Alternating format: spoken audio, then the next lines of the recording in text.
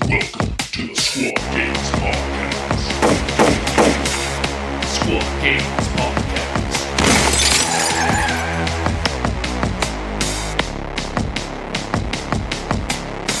He pulls out his thing and it's all fucking pink horrors. And who won? I won 21-7. Wow! well, you crushed them. Well, you know that is a thing. I'm looking at my desk, and all I can see are a SanDisk Extreme 64 gigabyte drive, Wrigley's Double Mint with 2 packs of gum, 2 sticks of gum left, one webcam that doesn't work that I just happen to have on this table, and one of my laptop chargers. I'm looking at my upcoming kill team that I've been prepping for. I have to bend the knee to Games Workshop's standards of using plastic. So I am making a Games Workshop-ified kill team for once in my life. Wow. Yeah, I know. That I actually play. I have a lot of Games Workshop teams, just not that I play. I'm also looking at a brand new opened Oreo package that I just opened, and I made 2 double stuffed and I made 2 non-stuffed that I'm going to eat during this podcast. And I'm looking at some paints for an upcoming YouTube video that we're going to do. It's going to double stuff those paints. What's on your desk, Shane? Well, I'm looking at a opened pack of AAA batteries, my phone, a iPhone charger. I've got like a little creative pen tablet thing that is not mine, and my mouse, and my mouse pad, and my... Is your mouse pad exciting? Like, does it have boobs on it? There's no boobs that I can see on my mouse pad. Is there bolters on it? No bolters. It's like kind of like a little design. I don't even know what this actually is. Maybe you're colorblind. It's black and Okay, gray. So that doesn't help the colorblind argument. Is it from Corsair? No, it's not Warhammer related. I don't think. I mean, that would be I meant quite like the coincidence. Like computer company, because I had one that was black and gray from a brand called Corsair. Oh, it just happens to also be the name of a team. No, I don't know. It doesn't say the brand name on it. I think this used to be. I don't know if this was always mine. I don't know. I've had this mouse pad for like years and years. Same. Giacomo, what is your mouse pad? It's black. I took it from work. Oh, so it's just black? It doesn't even have a brand. It's just black. Probably from Amazon. Oh, mine's from Riot Games, and it's Dunkmaster Darius. Whoa. Oh, Yeah. Look Gotta at that love guy. Yeah. He bought the skin and everything. I the did. Dunkmaster. That was an expensive skin, wasn't it? I haven't played League in about 7 years. Bro, my name in League of Legends and Riot or whatever is Gotta Dunk 'em all. Gotta dunk 'em all. Wow. Just like Pokemon, gotta catch 'em all, but Yeah. it's Dariusified. You gonna dunk your Oreos? Your double stuffed Oreos? I wish. No, I'm waiting for dinner from my wife. Did you play top lane when you played? Hell yeah, I played top lane. Me too. That was what I played. What did you play? What champs? When I was playing, I really liked. I was an old timer. I played from like 2012 until like 2016. Season probably. 2? Season 2. I liked the old Gangplank before they updated him. Okay, cool. Yeah. And I really liked Tom Kench before I stopped playing, like top lane Tom Kench. Those are some of my favorites. Super annoying, funny character. Yeah. I play Wild Rift now. I do play League on occasion. But my homie's is an ADC main, and he's like master tier, grandmaster. Oh my god! Wow. Yeah. So I role swapped to support, and we just crush lane and crush and then win. We win lane, then win game. Yeah. Win game. I like that. That game always frustrated me. I think League of Legends took years off my life. Because I'm really good at games. And that's the one game I was never good at. I put so many hours into it back when I was in my early 20s, like late teens. So have I. But the funny thing is that you say that we're getting a little salty with some things, right? So we started playing TFT, And dude, I fucking suck at that game. I was so bad at the TFT, which for anyone who's listening is an auto chess game. So it's like a strategy version with the same like type of characters. And so anyone that knows me, I really hate sucking at things. So League of Legends sucked me in because I sucked at that game, and I was like, I can't fucking suck at this game. I can't. Right. So like now on Wild Rift, which is their mobile version, I reach master tier every season. And then I just started up the computer program and started playing that again because one of my friends who started the same time as me, he's like bronze too. And I was like, I bet you I could come back to League of Legends on the PC and be better than you, my guy. And I came back and I was like, dude, I fucking suck at the game. Like I'm fucking like hot trash. And I'm like, all right, now I actually have to, I'm so mad. I'm so competitive. Like I don't play like Kill Team that way because I'm a content creator, but inside I'm like, I need to win right now. We need to stop talking about League of Legends before all of your listeners leave the podcast. Okay, fair. All right. But yeah, so Yeah. what are you saying, G? Nothing. What? This is the Squad Games podcast. Nothing. Continue on. It's not the League of Legends podcast. It's Sorry, definitely guys. not. All right, fair. Yeah, I played League though at one point, not competitively to the caliber it sounds like you guys did. I played casual as fuck. So Yeah, I think we're all pretty nerdy on this. We've all done it on occasion. you have 40K, to. It's free to play. You know.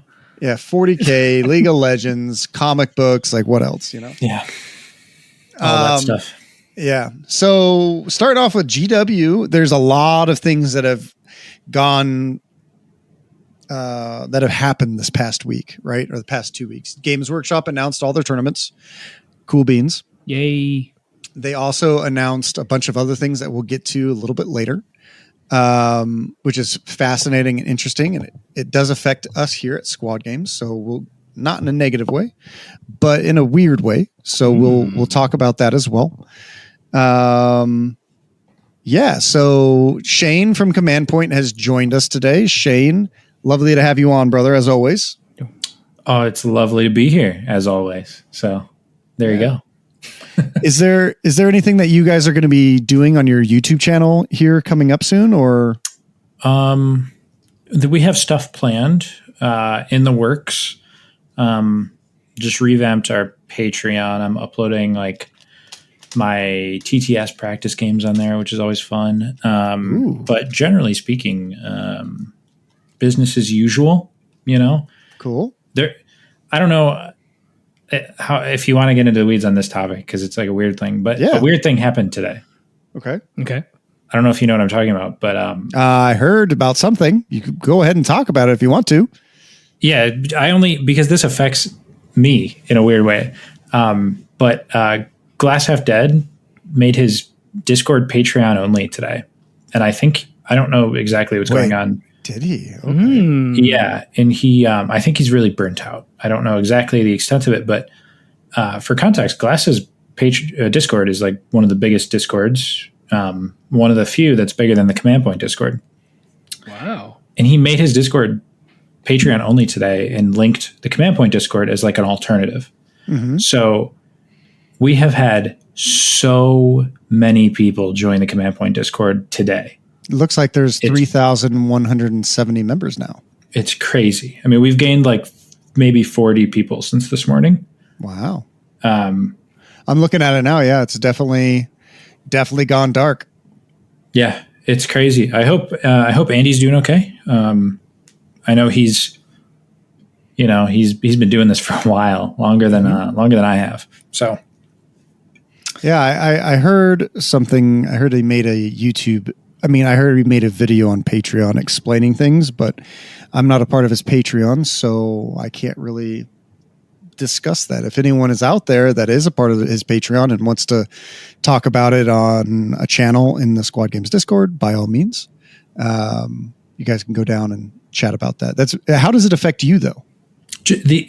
Because I feel like what's going to happen now is we are going to be the biggest Kill Team Discord Command Point. Agreed. Mm-hmm. Yeah. And it's just alarming. I don't know. I've always been very Glass was in the game for a bit before Ryan and I started Command Point, and he was always like the big brother content creator, you know. Mm-hmm. And I don't know. It feels like he's stepping back. I don't know if he is, but yeah, it's just a weird era, you know, end of an era kind of thing. If that's the case. Well, him and Chris Harris have both taken which is Beerenid. Yes, have both taken major steps away from Kill Team recently. I mean, I think we've all seen that Glass's content has, ever since this new edition popped out, has not been as good as his last content, in my opinion. I haven't enjoyed it, or at least I haven't enjoyed it as much, maybe. I don't know if anyone else feels that way. But I hope that whatever he's going through, hopefully he comes back bigger, stronger, better, you know. Love to have him in the scene. I think that, you know, always losing a content creator is always detrimental, I think, over to the overall scene. And it's going to leave a little bit of a vacuum.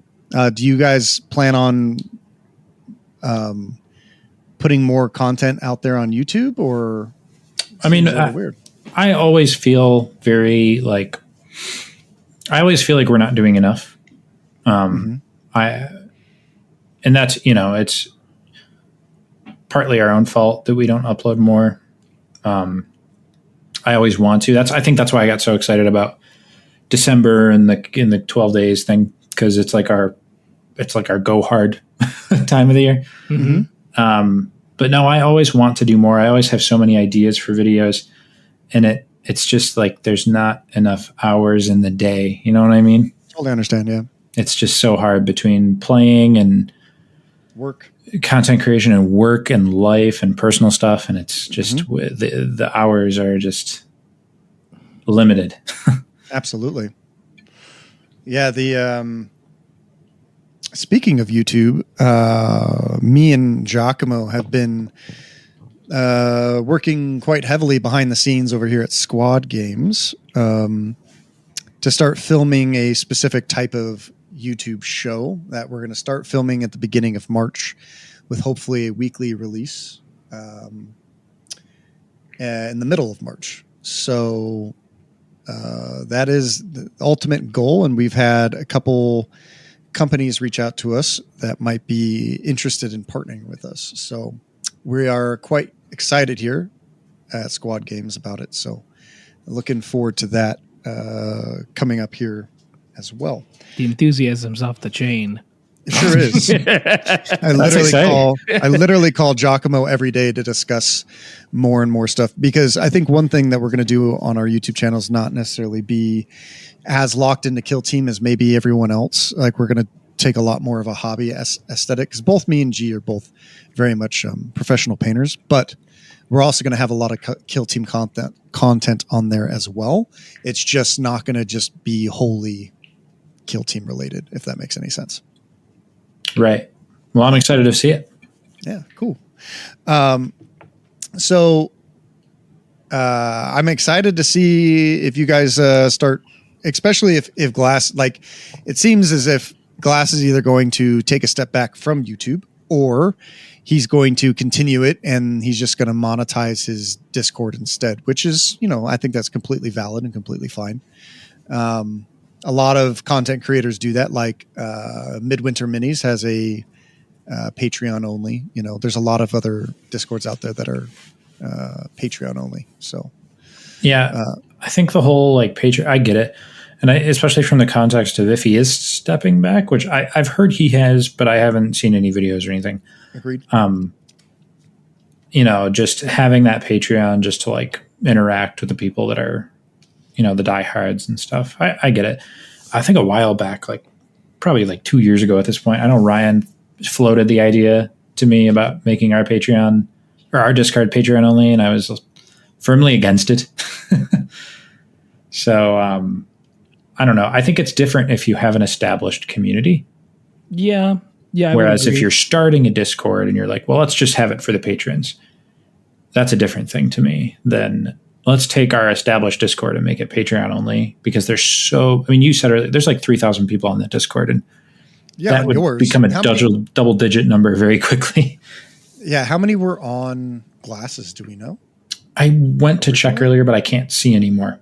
Yeah, that's fair. Sorry, Glass. I'm not a Patreon subscriber. My bad. Maybe I'll have to be in order to see it, but I was at one point. I know I was at one point. I've cut down on my Patreon subscriptions, so I don't blame anybody for doing the same. That's pretty big news. Yeah. I've also had to do the same. I recently joined Midwinter Minis Patreon because I do enjoy his stuff. And we're trying to get him on the podcast. We'll see if that happens. If anyone knows him, go ahead and feel free to ping because we would love to have him on. But yeah, I mean, it's pretty. It's kind of outside of Games Workshop news. It's kind of the biggest news here. He may not have been the biggest Kill Team content creators, like probably Eons of Battle. I think most people put up there as the biggest content creators for Kill Team, even though they don't directly focus on Kill Team. Yeah, there's a lot of bigger channels that like do it on the side. But to me, Glass has always been the biggest Kill Team channel. That's fair. Just because it was the main thing. Yeah, it's been around for so long too. Yeah, like you could argue like Uncle Adam, you know, he did Kill Team videos where he would just complain about Kill Team all the time. So I guess like, is that a Kill Team channel? I don't know. I mean, I'm not going to watch that, but I met him at, that's one of the reasons why I actually stopped watching Uncle Adam is I used to watch him and then the new edition came out and he was like, oh, fuck this game. It's horrible. And I was like, I met him at LVO and I told him, I was like, hey man, I used to watch your channel a lot. Like, the negativity though. Yeah, absolutely. The negativity is hard. We try to stay away from negativity here, unless if you're a Pathfinder player or enthusiast. But that's all just. I love all 40K no matter what. And in fact, if Pathfinders didn't exist, I wouldn't be able to, make funny remarks every now and then. I don't care who if you love blue skin or not. Like the game, the 40K is amazing, and the game is amazing. Negativity is always hard. There's a lot of YouTube channels out there that really focus on the negative aspects, or they have negative clickbait titles. Because they know that's going to click psychologically, you know? Yeah, like Warhammer Man. Like he just like posted a video recently of like fuck 40K, and I was like fuck Games Workshop. I was like, what? No, the question is, did you click? No, I didn't. I refused to click his content a long time ago because a lot of it was just clickbait. So I actually I think because of that one, I just unfollowed his channel. Because ultimately there's enough negativity in our lives that I don't want to go online and see more negative stuff. You know? You just don't feel good afterwards. You know, what kind of life is that? Exactly. But that's just some people really enjoy negative content, but I'm not one of them. And I think, do you think they enjoy it or do you think they feed off of it? I think they feed off of it. I think that's more it. I mean, they could. I don't know. I'm not really like a super negative person if you know me. Like I'm very happy-go-lucky. Do I bitch? Absolutely. Do I like drama? Absolutely. I think that most people do as humans. Hell yeah. But if I didn't like that kind of stuff, I don't think I would be a TO, there's a thing that comes with that aspect.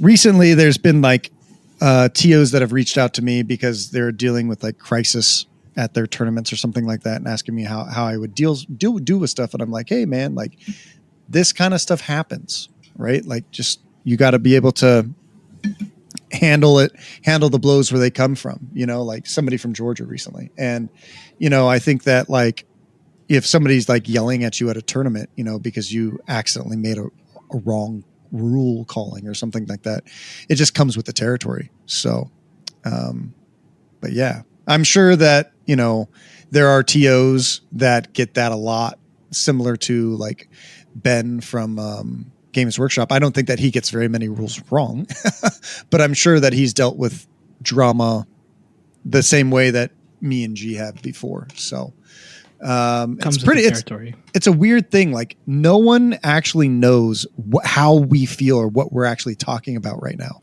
other than other tournament organizers. Perhaps you do, Shane, because you're running the CPTS tournament. How many players do you have doing that this year? So we have, for CPTS Winter, we have 115 players, I believe, which is by far the most. We've been doing CPTS. Now, is that because of how big you guys are? Or is it because of the wonderful map pack that you guys have put in? I mean, it could all be you. It could all be the map pack, as far as I'm aware. It's funny because we've been doing them seasonally, so like 3 to 4 times a year since the game came out. Uh-huh. And we haven't broken 70 ever, I don't think. And then this time, we hit 115 total. So I'm thrilled about it. It's oh yeah, dude, that's sick. Yeah, it's rad. It's cross regional, so it's all one tournament, but it's basically the North America has its own bracket where it's 6 Swiss rounds, and then Europe has its own bracket where it's 6 Swiss rounds, and then the top 8 from each get seeded into a top 16 bracket, where in the first round it's NA versus European players, basically, in the bracket, and it just goes down, and whoever plays each other from there. But it is bigger than I could have imagined, because I started doing this format because I was playing the Marvel Crisis Protocol on TTS last year a lot. Or I guess, was it last year? No, it was like mostly 2022, I feel. But, and I was super into the TTS league because they would have like 300 to 400 players total participating in that. And they had like an NA East and an NA West and an NA Central. They had a Europe. They had an Oceania. And each one of those pods would have like 100 players. It would be crazy. That's crazy. And I want to see Kill Team grow, because the Kill Team is not like a smaller game than MCP. I think those two games are roughly on similar levels at worst.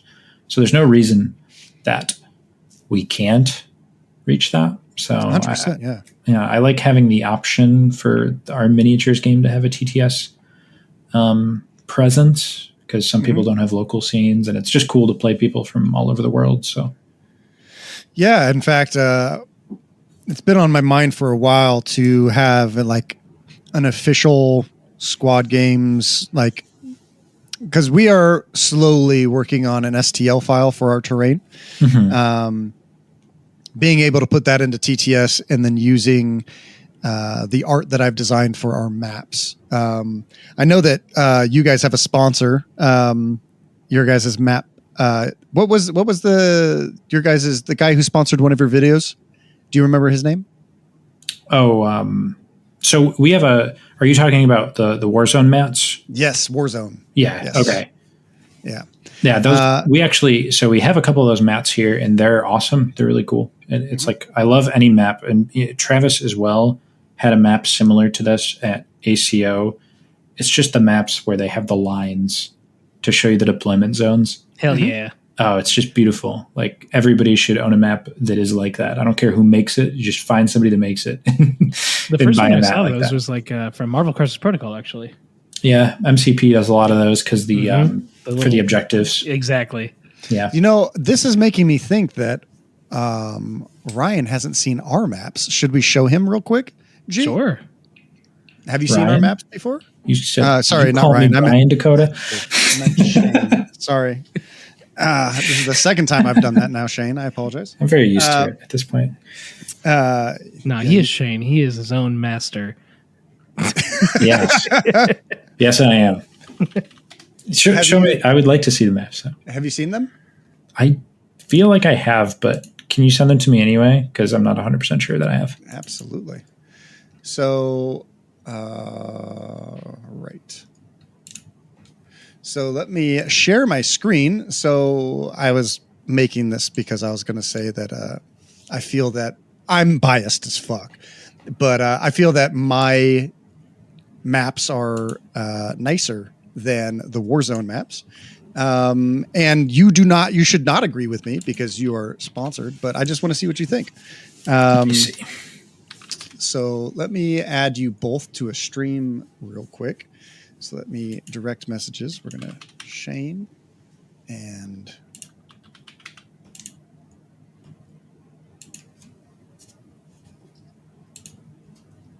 Let's see.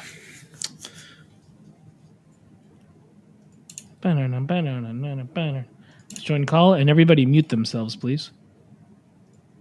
I muted myself. Perfect. I'm glad everyone did. Cool. All right, Dakotah, show us the goods. So, as you can see, this is one of our mats. This is our Repentant Outpost map, and you can see we have this. I can't see it. I can't see it either. Oh, I see the Mevo camera. There you go. Huh? Maybe. Watch stream. There we go. so this is our Repentant Outpost map. We have the 6-inch hamburger markings here. We have the pizza markings, or some people say nacho, or other wrong people say quesadilla. As long as people say pizza, it's fine. Oh, okay. Of course. We have our central line here, central line here, central line here, and we have our 3-inch deployment here and 3-inch here. So is that I see a 3-inch from the middle. Yep. That's can you get a 6-inch from the middle for Unyielding Ancients, the Hierotek Circle faction tac op? that singular tac op. Well, perhaps for the Necron map, I would, but it's only a 3-inch. Oh, wow. I didn't realize you had a Necron map. That was really smooth. Thanks. Dang, we didn't script that. I didn't plan that at all. It's funny because nobody can see it anyway. It would just be to impress me. I'm sign languaging for anybody who needs to, see it. Yeah. Yeah. So if anyone wants to check out our maps, which are available, you can go to lustersworkshop.com, sponsored by my other company.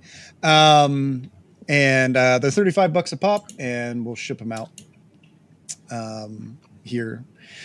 So, but yeah, so these maps are really, really cool. I've already sent out quite a few of these, and people at LVO picked up their orders. So I just got all the cardboard tubes in the mail from what is that shipping company that we used? G Uline or Better Pack? Yeah, Uline.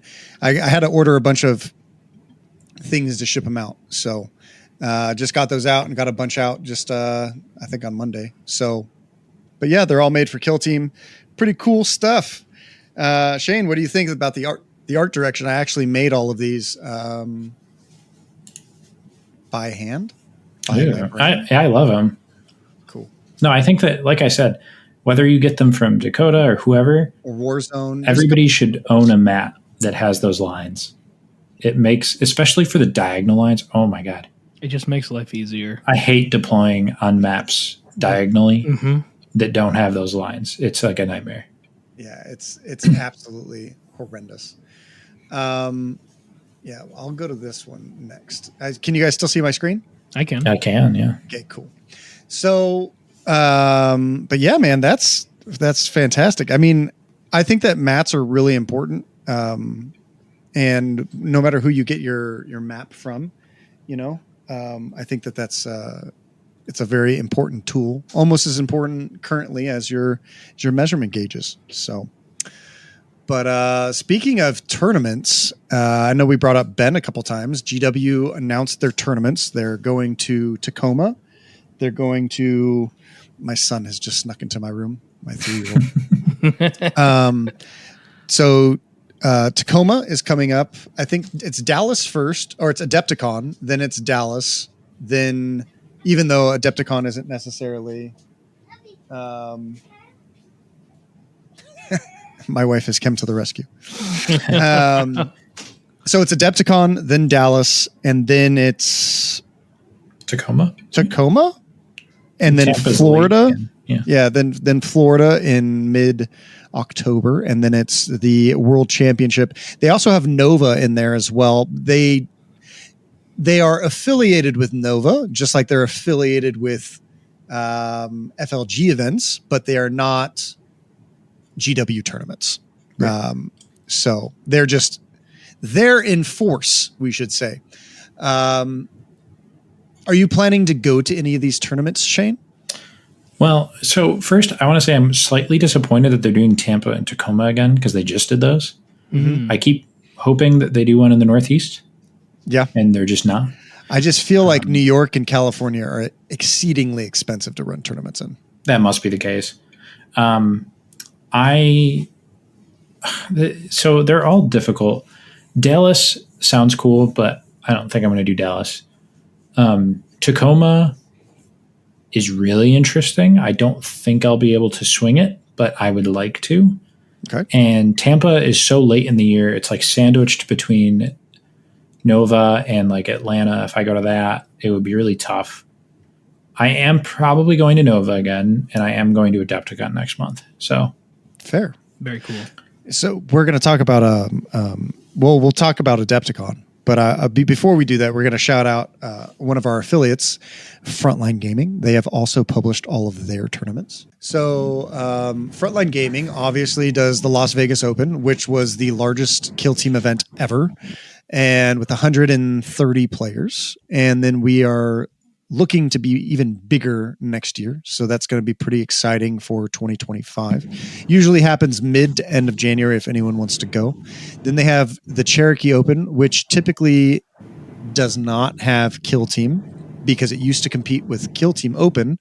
And I'm unsure if they're going to have Kill Team at this Cherokee Open or not, because Kill Team Open is not happening if no one's heard. They finally publicly announced it on their Discord, even though we've known since the last KTO that at least this year of 2024 is not going to happen. We'll see if they resurge in 2025 or not. The Rocky Mountain Open is in Colorado. They will not have Kill Team. Bay Area Open is also not going to have Kill Team this year. So really? So yeah, Bay Area Open. I was talking to Kicker, and they didn't have the space, and then they did, and then they didn't. And when he just got back to me, when they did, a different company has hired me out to go do an event the same exact weekend. So. And also at the Bay Area Open. So this year they're not going to have it, but next year they are. So next year they're moving to a much bigger venue. The reason why they don't have it this year is their space got reduced this year, but they're going to be going to, I think, a much bigger venue next year. So Bay Area Open for Kill Team will be bigger and better than ever in 2025. But we currently are going to be running an event the same weekend in the Bay Area. So you can look forward to that. Atlantic City Open should have Kill Team again. I haven't heard if the same TO is going to be doing it again, Travis or not. Lone Star will also have it. Champions Cup will not. SoCal Open, we run it, and we will be there running Kill Team October 19th and 20th. It looks like they just posted the... So if you are looking to attend any FLG event, go ahead and use our affiliate link. Is there any event from FLG, Shane, that you are thinking about attending for Kill Team? Say So LVO. this year, well, LVO 2025, yes, I would like Hell to. yeah. Hell yeah, there we That's go. the plan, is to go to LVO finally. I feel obligated to go to ACO because I won last year. Okay. I think that if you win a tournament, like a big tournament, you should have to go the You gotta following defend year. that You should be title. forced. Yeah, exactly. And I have gone to ACO 2 out of the last 3 years. Well, so. the previous Atlantic City Open winner the year before that did not attend to reclaim his title. Was it Chris? It was Chris. Well, he's got to come this year, and then I can come, and then I can officially take the crown. So come through, Chris. Mm-hmm. I'm calling you out. That's hilarious. So you're just looking at ACO and Las Vegas currently, right? I don't think I could swing anything else. SoCal, That's fair. I mean, it just sounds lovely, but I don't think so. LSO, did you say is doing it? LSO might be doing it. That's July 20th and 21st. So, But typically a much smaller event, and Tacoma is happening the exact same weekend, which is fascinating that Games Workshop is running a tournament right over the top of the Lone Star Open. In fact, you guys can look at this. I will bring this up so we can see. It's a little bit easier. Maybe it's hard for you guys to read, but when you look at the Tacoma, it's happening the exact same weekend as the Lone Star Open, which is interesting that these two events are happening at the same time. It's weird that they would overlap. I probably would definitely not go to Lone Star then. If I was going to travel across the country for a tournament that weekend, it would probably be Tacoma. Yeah. And who knows I totally understand that. July is tough. I've got a week carved out in August that I'm taking off work, so it's not even kill team related. So it's probably July will be tough, and I want to do Nova in September. So it's like planning all this stuff is such a pain in the butt. It is. It is. I mean, we have, as you're looking at our dates for this year, you can tell that we're also right there. One thing that I'm going to pitch to you, I don't think you can make it, but I'm going to pitch it to you anyways, is the All Valley Team Tournament. We are going to be running it in September, but we are working on a date for that event. So it's either going to be the 14th and 15th, the 21st and 22nd, or the 29th and 30th. We're just looking for a venue that can house it because we are looking to grow. We hit 54 players last year, which was 18 teams. And we're looking to expand it this year. That's kind of our biggest out of these other major tournament organizing companies. I would love to. Yeah. I don't know though. September is probably Nova. So that is fair. That's tough. Yeah. But speaking of tournaments, our very next tournament is going to be in March 16th. So anyone who's listening, March 16th is our next tournament date. We're looking, before we publish all of our dates for the upcoming year, I'm looking to lock down the All Valley Team Tournament so that we can have a stock standard schedule that I can also send to Games Workshop and request golden tickets for our events. Because if anyone doesn't know how the process goes, you have to not only have the BCP link already made, you have to have your artwork done. You have to have the this is things that they request when they're requesting a golden ticket. They also want like a link to your page for it, so on and so forth. So in order to have all that is like 6 or 7 steps. We have about like 10 tournaments this year. So that's like 60 steps. And then we have to submit golden tickets on top of that. Right. So it's quite a lot of work.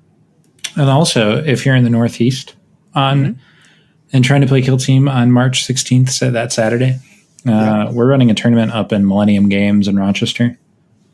I don't know what the seating, like how many seats we're going to have. Presumably, we have room for like so many. So I would doubt they would put like a hard cap on anything, but it'll probably be streamed, maybe. So we have a cool streaming setup at that tournament. So that's amazing. That would be cool.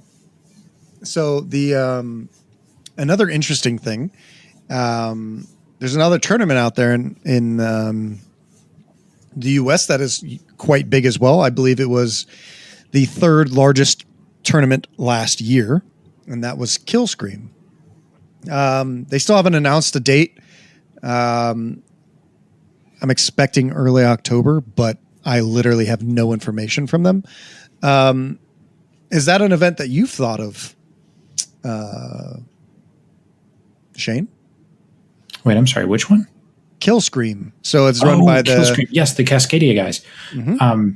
That is one I've looked at that I would love to go just because Pacific Northwest is beautiful.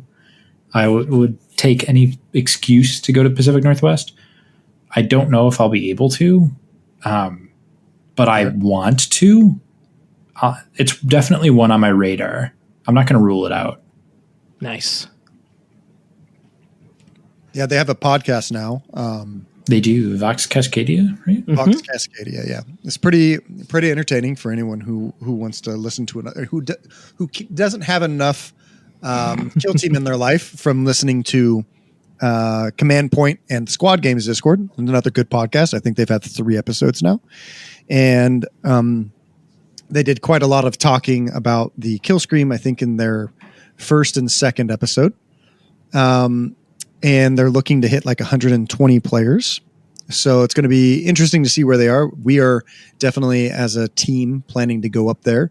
It's a 14-hour drive or a 5-hour flight. We got to figure out what we're going to do as a team. But we're planning to go up to Kill Scream this year. I think we're also planning to go to Nova. Adepticon is right around the corner, and you said you were going to that, right? How you've never been, right? No, this will be the first time. Ooh, That's Very exciting. excited. I've heard it's amazing. Mm-hmm. And I'm going to be there from Wednesday night until, through the whole thing. So we're going to. So the weird thing is that they've always had a really, really weird tournament structure. And that's one reason why I've wanted to go like see the convention, but I've never wanted to participate in their tournament because it's always been like, it was like 8 pods of 8. And then there's like the top one of each one went into another pod. And then it was like last year they did something weird as well.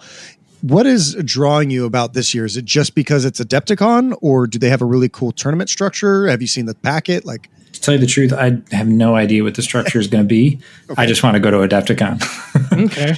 We are signed up, at least, we're on the wait list for the pods and doubles.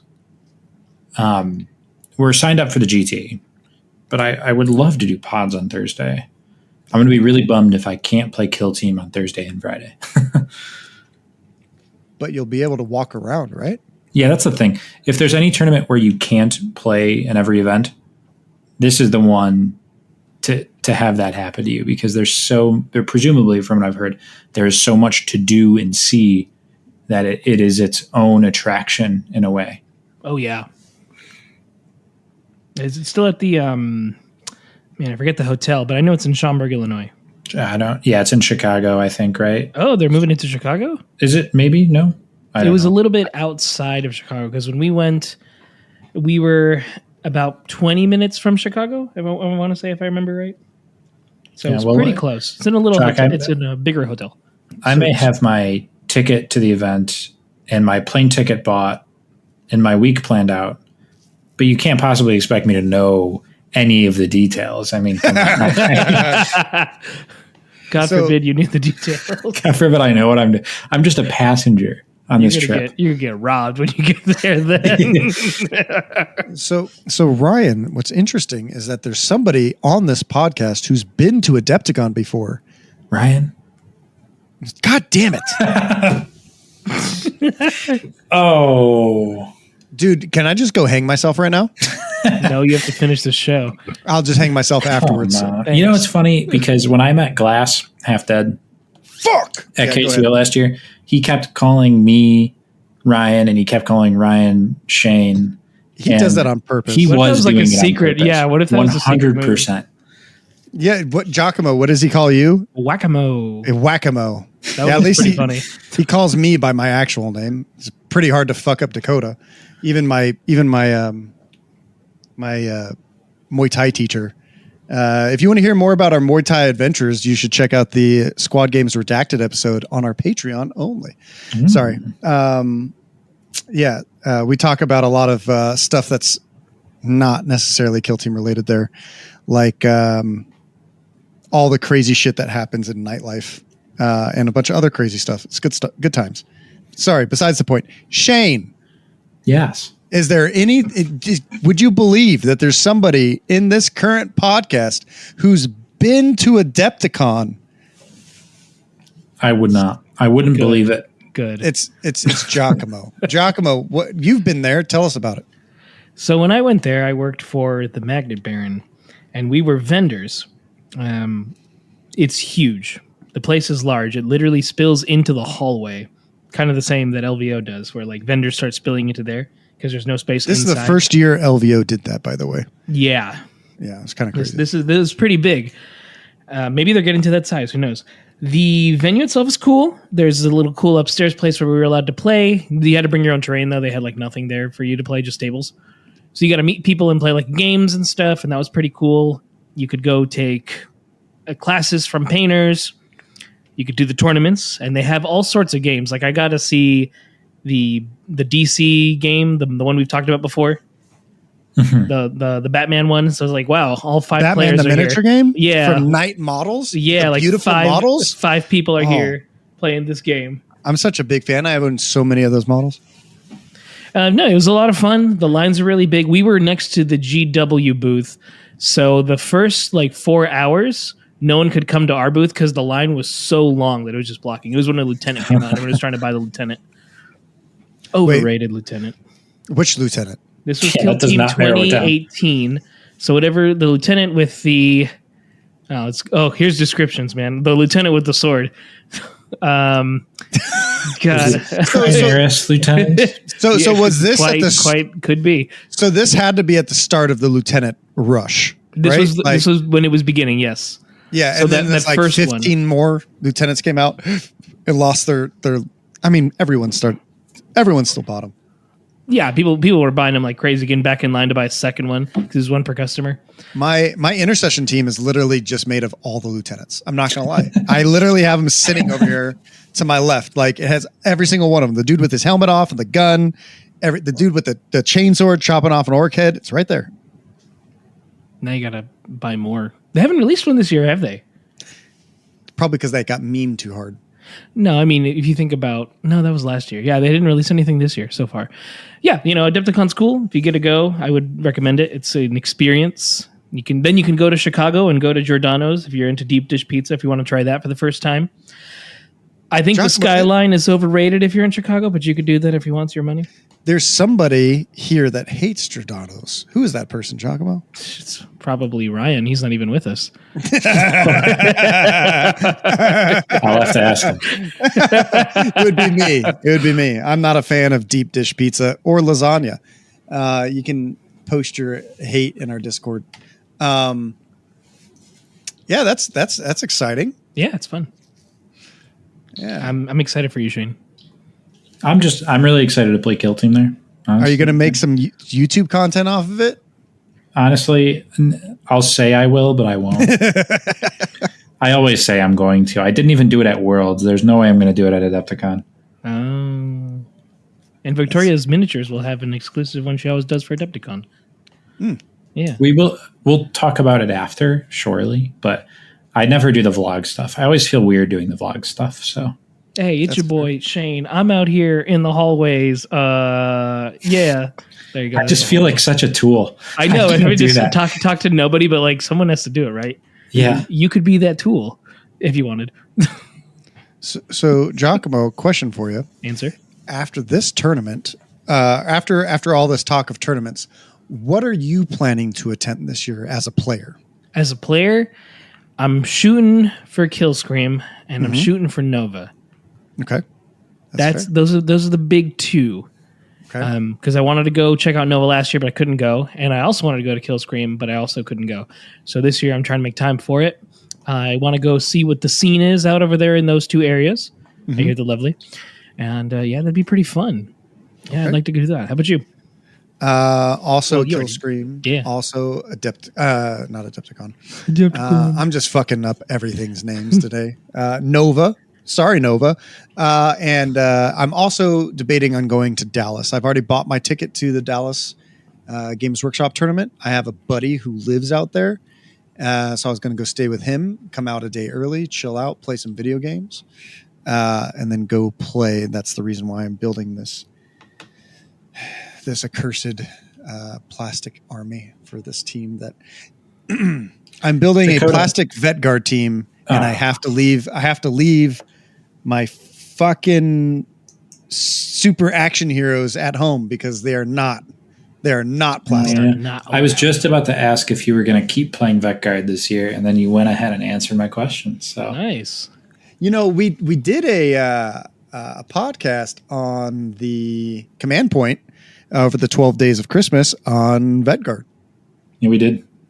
So if you guys have heard all of our Squad Games podcasts, I'm sure that you've heard me talk about them a couple times, but go make sure you check out that episode as well, because it was quite fun to do. That was day 3 of the three, I think. 3. Okay, Believe you're right on that. Yeah. Dakotah, did you know that there are other teams? You don't have to just play Vet Guard all the time. Yeah. So my plan. So there's a couple things. There is a tournament that's run by somebody else, usually out here at the beginning of each month. Charlotte runs them, And I was going to try to go to a couple of those this year, so at least I could score some ITC points, because unfortunately, with BAO not really happening, it's going to be hard for me to score any points this year on the ITC. I think last year I got like 60th or something like that. 60 something, 69 or something like that. Nice. Good number. But it's going to be hard for me to actually score points this year. So I might go do some of those. But we're also doing like monthly games at Loaded Dice. So like my goal is to go to Loaded Dice and play other teams. So like, for instance, I really like Intercession. I really enjoy playing Intercession. I think it's a lot of fun. I also want to get good with Blades of Cain, but I think that I would have to play them like, 20 to 50 games. And unless if I'm playing them on stream, I don't feel like super confident of taking them. Like, for instance, like Vetguard, I'm just really good with, right? So if I want to go to a tournament, I don't play TTS, right? I don't play in some other tournaments. Like, I don't get to play a lot. Hopefully me and Giacomo are going to be playing a lot on stream. Those are Kroot. They are. Do you want to say hi? Here, come to the microphone. Can you say hi? Can you say anything? What? There you go. Close enough. Yeah, close enough. So I play a lot of. I want to play Blades of Cain. I think that I think they can be really, really good. I'm just not comfortable enough to take them to a tournament in order to place really well or do really well. Like my goal this year, I think I proved it at Nova, is that I'm not bad at the game. I think I'm relatively good at the game. So placing well is important to me, but making sure my opponent has a good time is even more important to me. So when I go to a tournament, I want to make sure that I'm not messing up any rules or doing any of that kind of stuff. And unfortunately, Blades of Cain have so many rules. If you're not maining the team, I feel like you're going to mess things up. And Vetguard, I've played them so many times now, I can just almost sometimes play them with my eyes closed. So competitively, I bring Vetguard and I'm like, hey, if you guys want to play a competitive game, I'll play Vetguard. If you want to play any other kind of way for fun or whatever, I'll play any other team. So like, I also like Comorites for Compendium. I enjoy Intercession, and I really want to play my Blades of Cain. In fact, I brought them to this last Sunday, this event that we ran, and people just wanted to play me competitively and get beat by me. So that's what happened. Well, there you go. Sorry, Melty. Yeah. So, but speaking of other teams, you're playing Hierotek, aren't they? Like hot dog shit. Like, I've been playing so much Hierotek lately. Oh yeah. Yeah. No, they are not hot dog shit, Dakotah. Oh, okay. They're cold. I'm here to defend the Hyro heroes, okay? That is the reason why we brought you on. When it took us it took us an hour to get you to our actual talking point. Hierotek and Hearthkin. Ooh, you're gonna double down on him. Well, I mean, I think that we all agree that Hearthkin aren't very good. I mean, the stats don't lie about it either. I don't think Hearthkin are particularly good. I was hoping they were. And after Worlds, I was really like planning on deep diving into them. Mm-hmm. But man, they're just like they're super weird. And I have my own criteria for which I like judge a team's power level. And it's weird because Votan has like none of the things that I like in terms of like being a strong team. Like the way they win the game is so unique and it's so different from all the other teams in the game, I feel. And I'm not convinced that it's a good play style. It's just different and weird. I'd agree with that. And I think that's why people have been struggling with the team for so long. Yeah, they're very reactive. They let you hit them and then Fight back. they work up from there, which is interesting in theory. and it works, it functions. Like, it's not like they're a broken bad team. I just think their weaknesses are a little too prevalent. Yeah. So when we look at their stats, they are 9th from the bottom with a 46% win rate right now. And they've placed at 3 tournaments this past data slate, which isn't awful. They're near the lower end. They're kind of like in the lower end of placings as well. But they're not the absolute lowest, and they're not the absolute lowest win rate. They have like 100. They have, oh wait, no, I lied. They're actually right in the middle of placements. I was looking at Void Scar Corsairs. I apologize. They still have a 46% win rate, but they've only placed at 1 tournament. Fuck, that's wrong. So they've placed at 1. So it sounds like they are struggling in multiple ways. And I think it's one reason could easily be because people aren't putting enough time into them and learning how to play them as efficiently, because they do play a little bit backwards. And they're slow. So they struggle into loot. They struggle into recovery item, which is objectively like one of the easier things to do whenever you get a hot dog map. Right. Yeah. What else did you like about them? Because they, I like the amount of like, I think they hit really, really hard, like uniquely hard. Okay. I like that the models are somewhat durable. I like that they trade up decently well. Like, if you're killing them, they're killing you back pretty reliably. Sure. Like, and I think a lot of people are fundamentally playing them wrong, if I had to guess, just because they don't play like other teams. Mm-hmm. Like, you move up a guy and grab a point, and then they either charge that guy, kill him, and they get plopped probably with a knife crit for 5 damage, and then they get a grudge token and somebody shoots them off. Or they try to shoot that model and it's got a 3-up save, so it's probably not dying. And if it is dying, it's to a gun with like a high priority weapon, like a plasma or a melta. And then that plasma / melta is getting a grudge token, and it's getting traded 1-for-1 right after. And that's like an upwards trade, right? Mm-hmm. So they, like you said, they kind of play backwards. They start, like, they want to like give you ways to like let them in. Yeah, and I think it's ultimately a bad. I don't think it's a bad mechanic. It's definitely a mechanic, but it's strong and weak at the same time. Like, they utterly crush, like any six model teams. Yeah. Right. Yeah, like, right. Just out of numbers. Like, it's absolutely insane. It's like, oh, this Space Marine has killed 2 of the Hearthkin models. Well, now anytime I shoot him, I crit twice. Like, it's just like it's fucking retarded, right? But like, when you play into like Vet Guard, it's like, oh, this plasma killed one. Okay, well, you're gonna shoot this model and kill it anyways. I don't care if you crit or not. Grudge didn't really help you there. Yeah, it doesn't matter. Compared to like something like Colts, which also kind of plays the game backwards, where they get stronger the later the game goes. They just have like an immensely better mechanic, backwards mechanic. I think that honestly, I think Hearthkin are a little weak, but I think generally speaking, I like their design.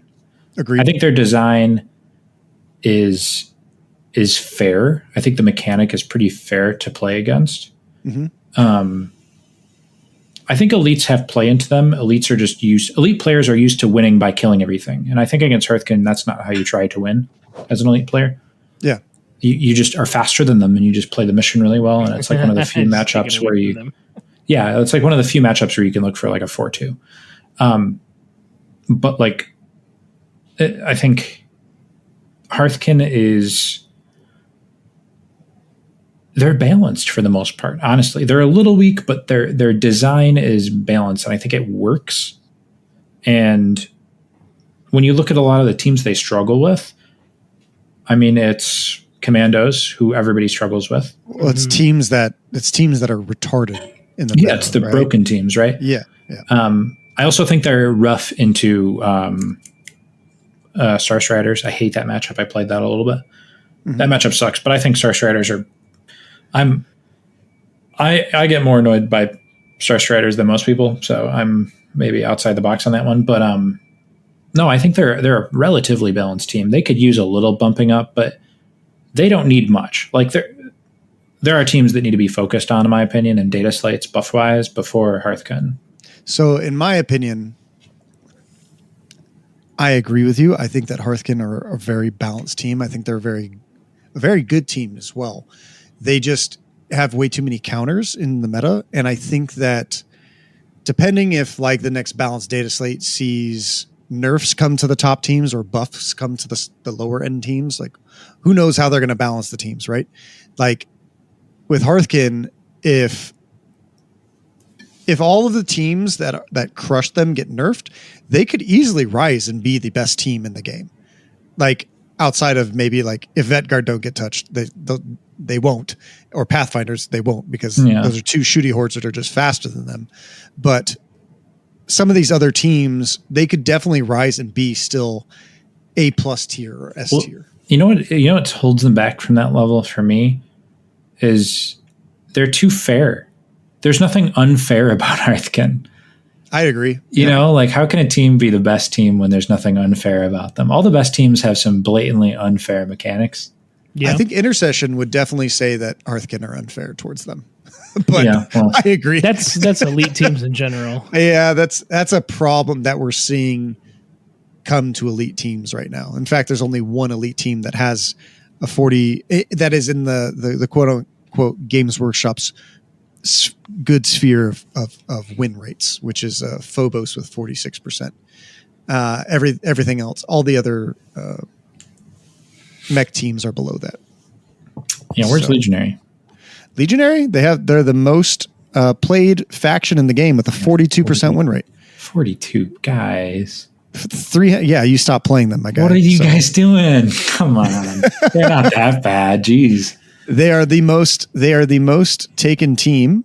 Legionaries, you're probably the best Legionary player in the world, in my opinion. So Legionary, as you can see, are the most taken team out of all of Kill Team. This past data slate. According to, we have metrics. Our metrics are 16 player tournaments, and they have to have 4 rounds in them. Right. There's a lot of Spain tournaments right now that are running 20, 24 person tournaments, but they're only playing 3 rounds. So we don't count them. Always done that. That drives me crazy. Yeah. So we don't count them. Yeah. Legionary, man. I love Legionary. I still think about Legionary sometimes. I've retired them, but they have a relatively okay placing rate. So that's like they have a 14% placing rate, which is, it's on the lower end, but it's not the worst. In fact, they've placed 4 times. So what this metric is telling me is that people that are good with them can still perform well with the team. I think there's just a lot of people right now playing the team that aren't playing them very well. Oh yeah, I still think I could do well with them right now. Like I think it's mostly overblown how like screwed elites are right now. But I don't know. It's like the teams like Kasrkin and stuff and Hearthkin. Kasrkin are sitting at a where are they at?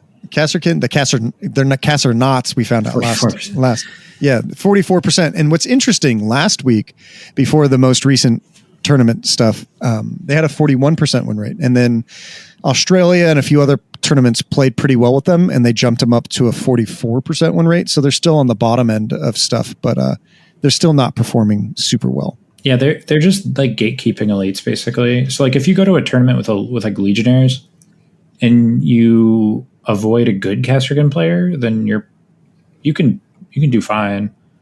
Like you're still one of the better teams into Commandos. It's just but with Pathfinders being buffed, Inquisition being good, Vetguard being good, Hearthkin being good, there's just so many teams that are like such a hard counter to all the other mech teams. Like it's kind of sad. Oh, it is. It is definitely sad. But all those teams you mentioned, you could just draw them out into the dark and win, and then you're That's fine. true. You know what I mean? At least you could. You could. I don't think I could lose to Pathfinder sent into the dark with Legionaries. I don't think it's possible. That's fair. That is fair. I would have loved to see how you could have done at LVO with Legionary. I would have loved it. I would have done well. I believe that. It's, there. How many top? Who were like the top Kestrican players at LVO?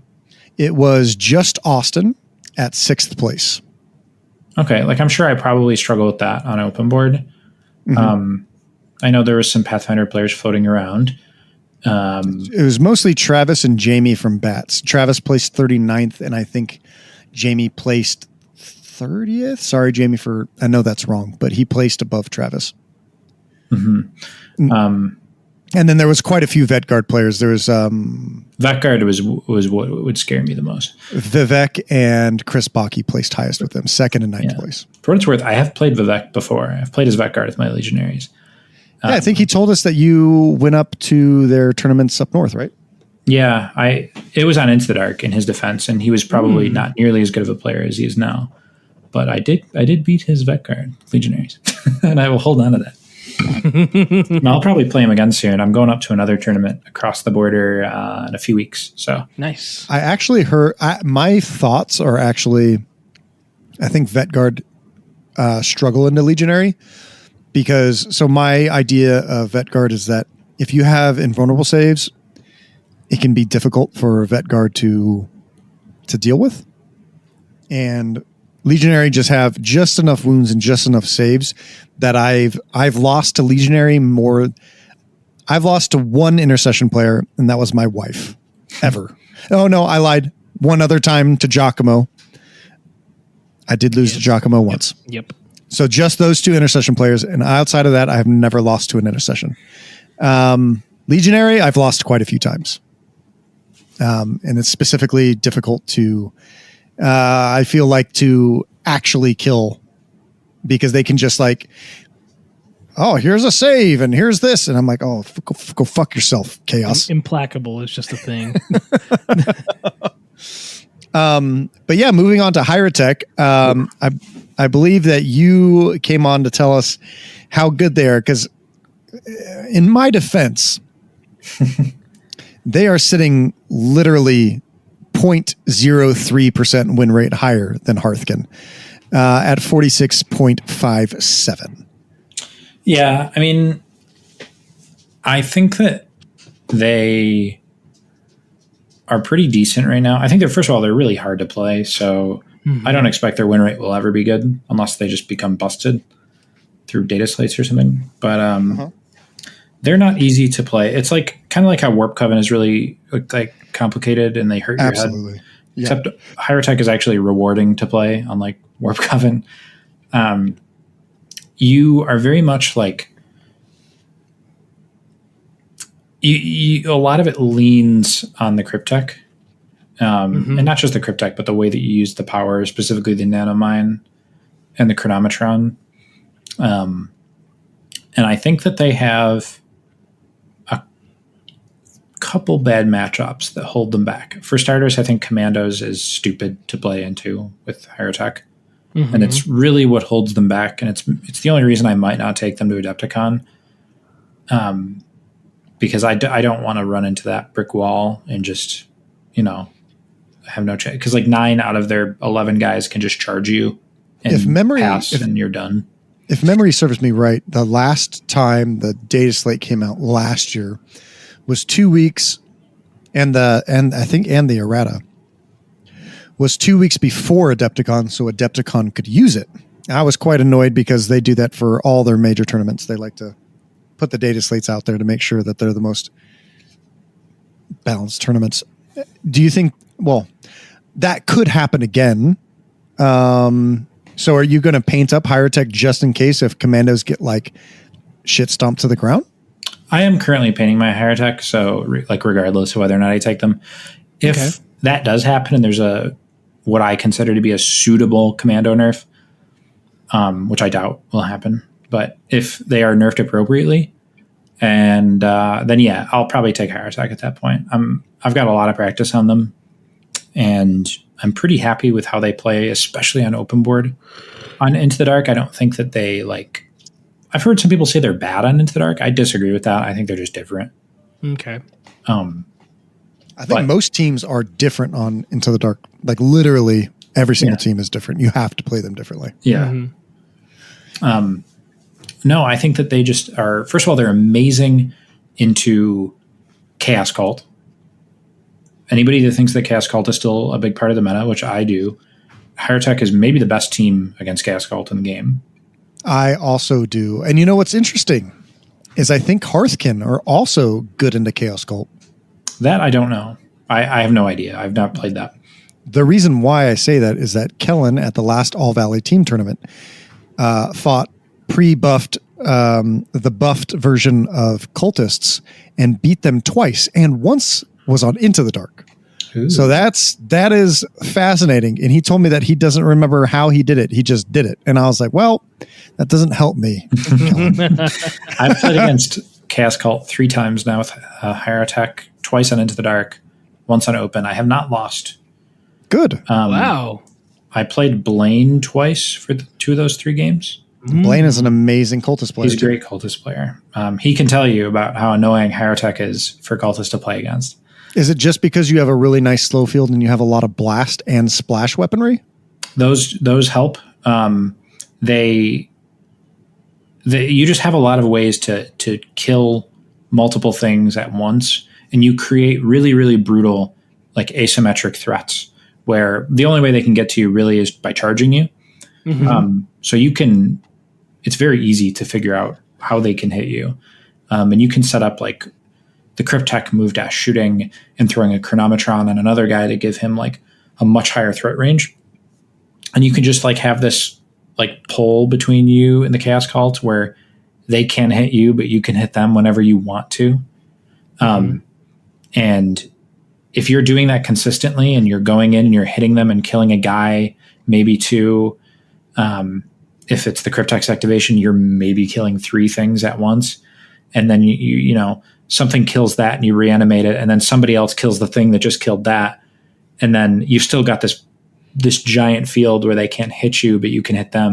You're just going to trade up.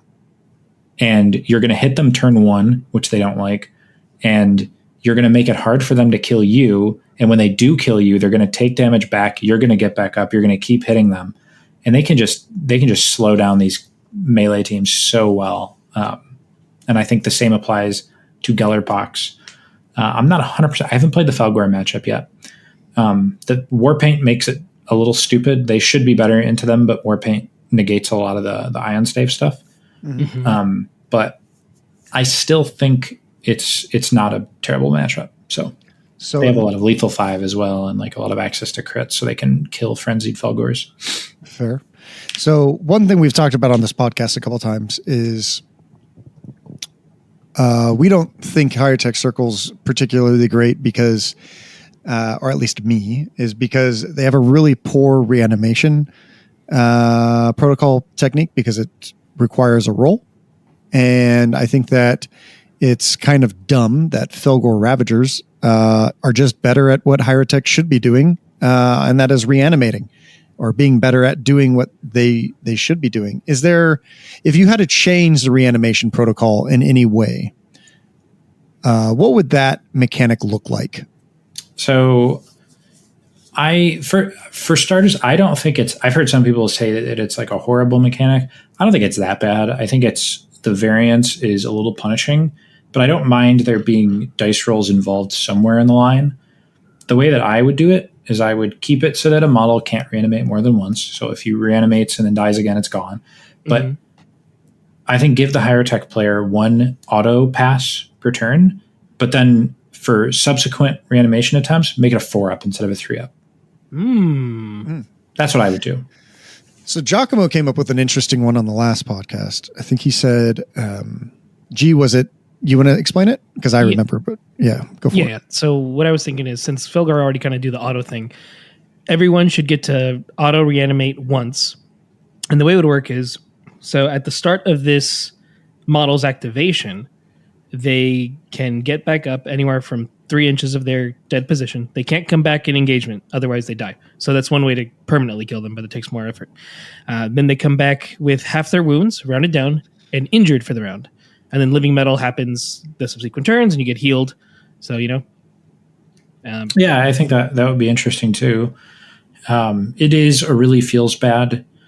For what it's worth, I've been playing a lot of Hierotek. It's very rare that I haven't lost a game because of reanimation. I have had games where I was like a sure win get turned into a tie because I failed every reanimation and I failed initiative when I should have gotten it.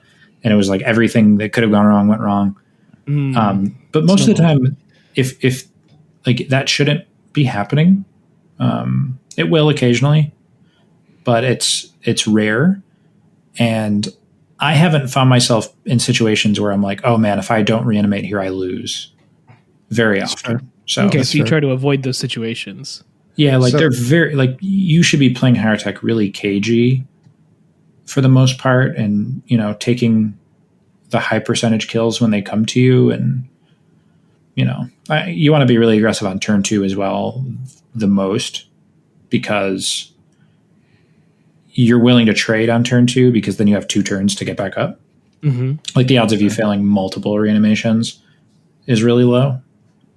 The other thing too that I learned is when I first started playing this team a while back, I was like, I saw the plasma sites and I'm like, oh, they're flying. They have 6-inch movement.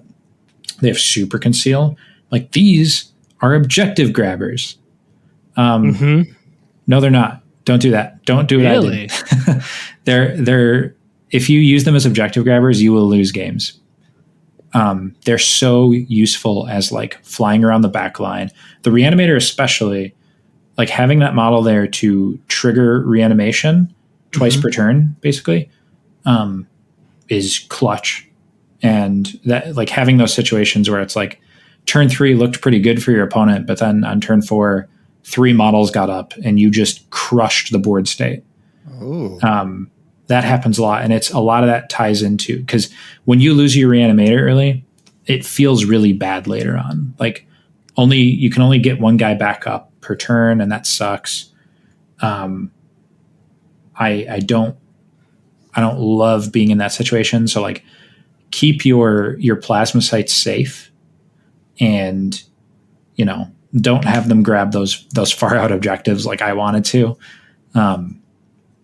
And then on turn 4, you can have them run and grab objectives at the end of like turn 3, turn 4, and your opponent usually doesn't want to allocate resources to dealing with them because at that point there's immortals and cryptex in their face. Right. Hilarious thing that people forget is that you can chronometron a plasma site and give it a 9-inch flying move. And I've used that to have a plasma site go steal an objective on turn 4. What a sneaky strategy. That's one of the like simple, easy pieces of advice that I would give to people playing Hierotek is don't throw away your plasma sites. Keep them like safe early on, and don't have them grab objectives. Have them behind your immortals. That's fair.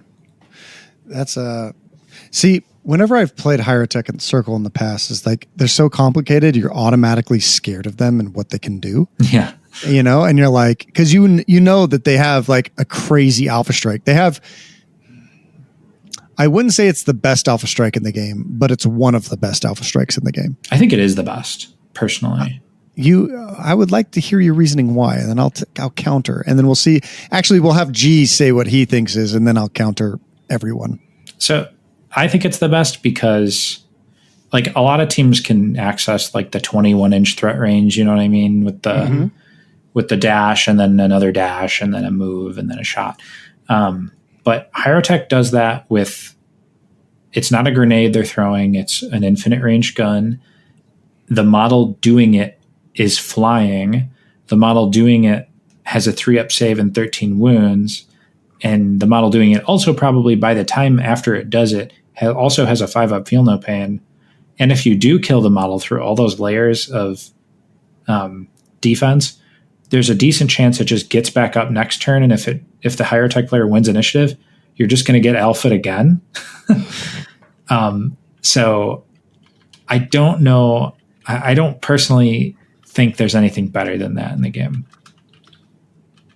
Okay, that's fair. How about you, G? What's your most feared / best Alpha Strike in the game? I would have said it was orcs because, even if you're playing in like a casual, when someone does use Sneaky Git, it is still pretty powerful. Mm-hmm. So that's always something, even just like the threat of it being there is pretty terrifying. Like you have to kind of strategize around it. That's what they nerfed in this recent one. They can no longer do that. Right, for doing it 3 times now. They used to be able to flip their order and throw dynamite. Now they can't flip the order. Now they're stuck to wherever they in conceal, correct? Mm-hmm. Yes. Correct. Yeah. So that's a little nicer, but it was the threat before the change. Oh, gotcha. So now I had to deal with the Psychomancer before. But I survived because my opponent didn't roll twice to reanimate, and the time they did get to reanimate, I shot it and it died again. So it wasn't really a problem. Well, their first mistake was they were playing the Psychomancer instead of the Chronomancer. I'm sorry, it might have been the Chronomancer. Is that the one that does the big like mortal wounds damage? No, that's the Psychomancer. So the difference here is, first of all, the flat damage is just worse with the Psycho, even with the splash. But like the Chrono, even if he's not killing you, and his odds of killing you are better on single target, but even if he's not killing you, the odds that he's stunning you are like 90%. So that he's always getting something off, even if he's not getting that lethality. He's like limiting your way to react, even if he doesn't take you off the board. Okay, that's a good way to do it. And the Psycho doesn't get super tanky when he does it, like the Chronometron makes. Right, with the 5-up Feel No Pain. Maybe that's why it was easier to kill him. Yeah. I don't really have one that I particularly fear currently because I don't really play too many players that are doing crazy Alpha Strike moves. Is Pathfinder's Dakotah? Is that what you're thinking? And yes, it's a strong one. Yeah. The reason why I think it's Pathfinders specifically, the reason why is because no matter what, they can guarantee going first. And in my opinion, when Pathfinders guarantee going first, even though they have to spend a CP to do it, I think that's like the biggest issue. There's no way to react unless if you get pregame dashes, and like it can be really, really brutal, especially if you're like, oh, I went first. Cool. And then you still get like 5 dudes dead. I'm sure it's happened to all of us at one point or another, but it can be pretty brutal. And I think that the fact that they can guarantee going first is the problem. I will say, I think that typically when I'm playing Hierotek, and I think this is a good piece of advice as well, when I'm in deployment, I typically try to help my opponent if they're the least bit interested, if they even show any amount of interest in asking me about this, I will help them determine exactly how far I can go and where I can threaten, and show them the true power of the Hierotek Alpha Strike. And I let them deploy as conservatively as they possibly can, and then I just don't do it. Because they've just deployed so much worse just to prevent me from doing that. And I think genuinely it's a better strategy is to like tell your opponent flat out, hey, I can alpha you like right in front of your DZ first activation and like be up on a building. And I can hit you if you're here or here or here or here, and I'm blast 2 inches, so keep your guys out. And they'll do all those things. And by the end of it, they've stopped the alpha, but their deployment is much worse. So, yeah, and when you only get 4 activations per model to do anything, that's really impactful, like super impactful. Yeah, and it's like they not only have they set up their deployment really awkwardly, so they're not hitting objectives as efficiently, but your like first or second activation, your Apprentech is going to walk up and drop nanomine, and like now they couldn't even get to the objective if they deployed like really close. You know what I mean? So it's like that you pin them so far back in their back line. It's crazy. Yeah, whenever I fought, like I said before, and whenever I fought Hierotek, I'm always scared because I know that the team is good. There's just not a lot of people that are playing them to a really high level. Yeah, Other than yourself, maybe on TTS, but you didn't come to LVO to prove their I dominance. know I should have. No, I think that I don't think they're top tier by any means, but I do think that they are above average. And I think that I'm seeing them in C tier and a lot and D tier a lot. I think they're a high B tier team, borderline A. I think they have a great matchup spread. I think they play really well into most teams. Mm-hmm. I just think Commandos are so dumb to play against with this team. So if you were going to go to LVO, what would you have brought actually? Oh man, I would have been in trouble. No, I didn't have anything I was super comfortable with at that point. I wasn't in grind mode. I was playing a bit of novitiates at the time. I would have been best equipped with legionnaires, but I had retired them already. So I don't know if that's an answer, but just wait until they get a buff. Yeah, I mean, I've got a few things that I'm thinking about for Adepticon, if you're curious about that, if I don't play Hierotek. Yeah. I'm really interested in Hand of the Archon. I've been playing them a little bit. And I genuinely think they're pretty decent. I really like what Brett did with them at LVO. Statistically, they're a really good team. So they only win 48% of the time right now, but they place 25% of the tournaments that they go to. And that is showing me that they have typically a really low threshold and a really high threshold. So for somebody like yourself playing them, you can probably play them really, really well, or place them really, really well.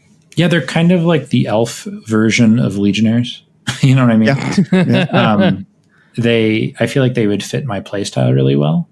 And I think that they have an okay matchup into Commandos, which I talked briefly about in our last tier list we did at Command Point.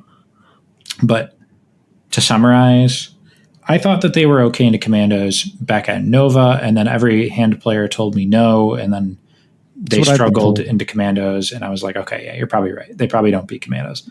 But apparently Brett, right? Yeah, Brett did beat a Commandos player, and I think post Sneaky Get nerf, it's a lot more reasonable because a lot of the things I was thinking about are still true of the matchup. So Choppa math is not good into 6-up Feel No Pain, 8 wound models. Mm-hmm. And you can tax just to scratch, which is really nice. Right.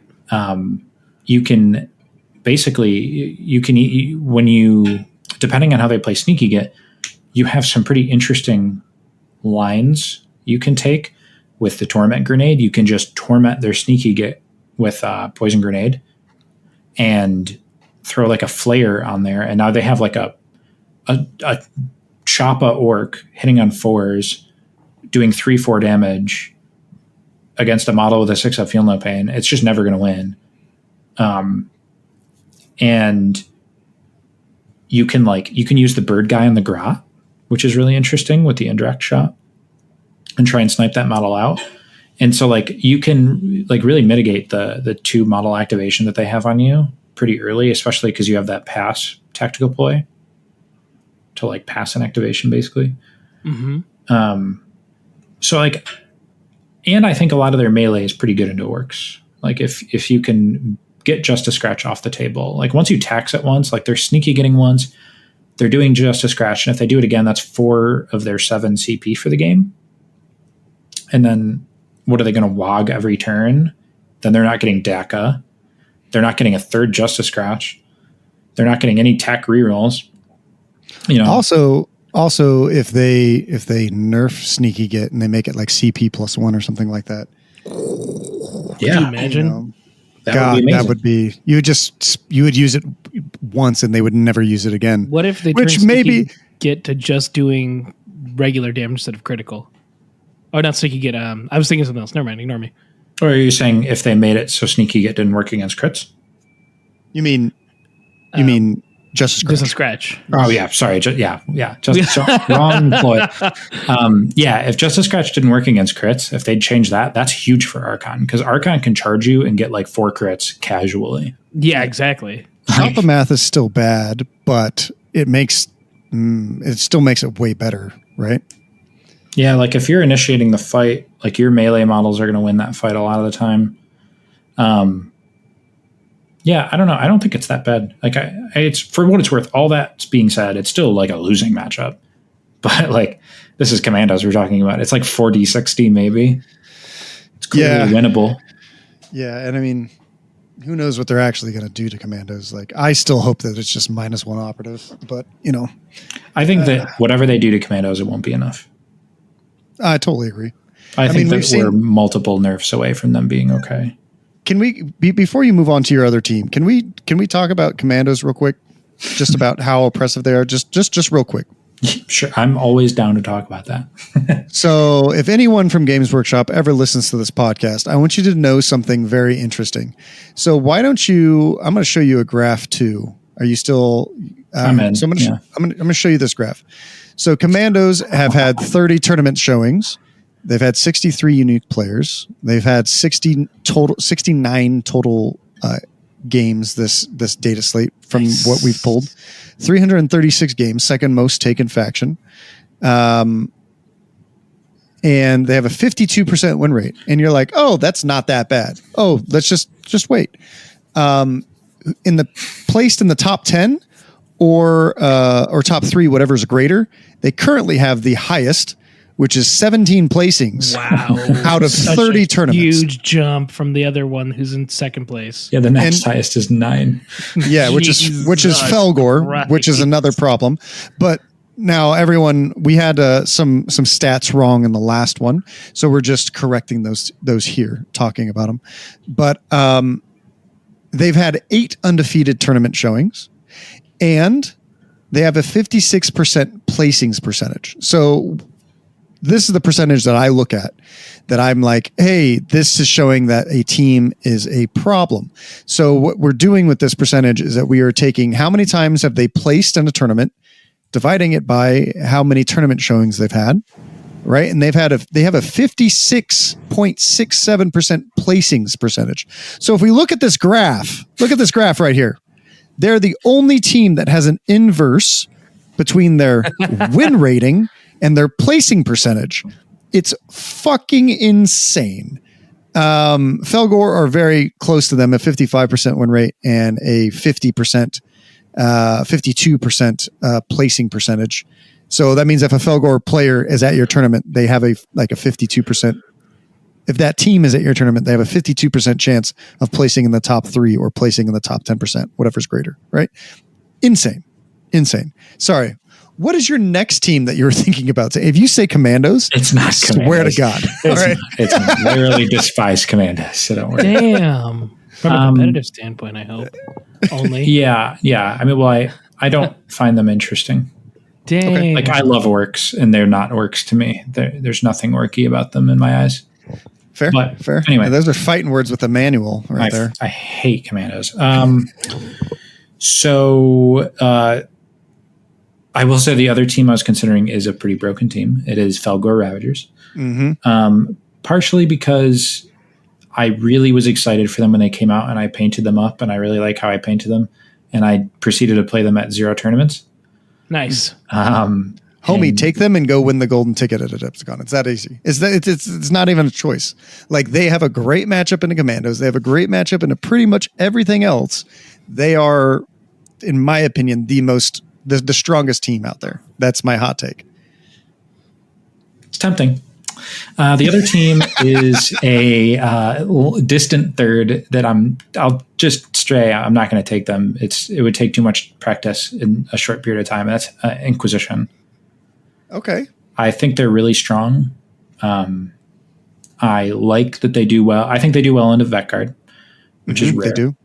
I think they do passable into Commandos, which you take that. Felgor is tough, though. I think the melee hordes are tough, and I probably wouldn't do it. And it would take too much time for me to play them properly, but I think they're really good. Yeah, Inquisition is a really, really good team. They have a 50% win rate right now, and they have a 40% placing percentage, which is fourth on our list. Really, really high skill ceiling for the team. I think that they're a very, very strong team. But like you said, I'll just echo you. They are a really hard team to master just because of all the different things that they can take. Do you think that Casterkins are the way to play them right now, or what is your thought It's probably process? just breachers. It's probably breachers, and maybe Vet Guard. I've heard a lot of people like our BDs into certain teams, like melee hordes. Maybe I don't know about that, but It's a trap. yeah, There are so many people that played the Exaction Squad, which I'm going to show you a really funny Exaction Squad statistic in a second. But Okay. so many people played Exaction Squad at LVO or other events, and they just can't beat Felgor. It's like mathematically, it looks good. Oh, I can do this. No, it doesn't work. You just get really. they got ramshackled. It was bad. It was bad. That's interesting because I mean, on paper, Yeah, makes on sense. paper.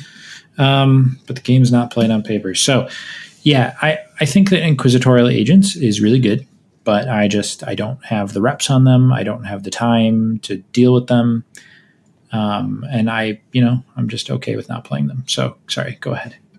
So finally, Exaction Squad, and we'll move away from stats so everyone stops getting bored, have a 54% win rate They're now. decent. I think they're decent as a team, But- not as a ancillary. They have only placed in one tournament. So what this is telling me, so they have a 7% compared to the Commandos who have a 56%. They have a 7% in the placings percentage. So yeah. So what this is telling me is pretty much every player that takes Exaction Squad is going 2-2. And then at some tournaments, they're going 3-2, or they're going 3-1. So they're not doing well enough or scoring enough points to get to the top. But ultimately, they are very middle of the road doing what they should be doing. I think I think Exaction Squad's a really well balanced team. There's just they still suck in the intercession.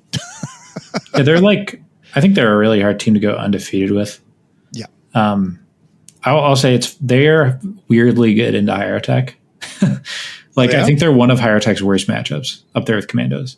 Because all the you only have 5 guys that are killing anything on Hierotek, and you're re-rolling within 6 inches, which you just can't do into Exaction. And you have good melee into hordes, but Exaction just shuts down your melee too.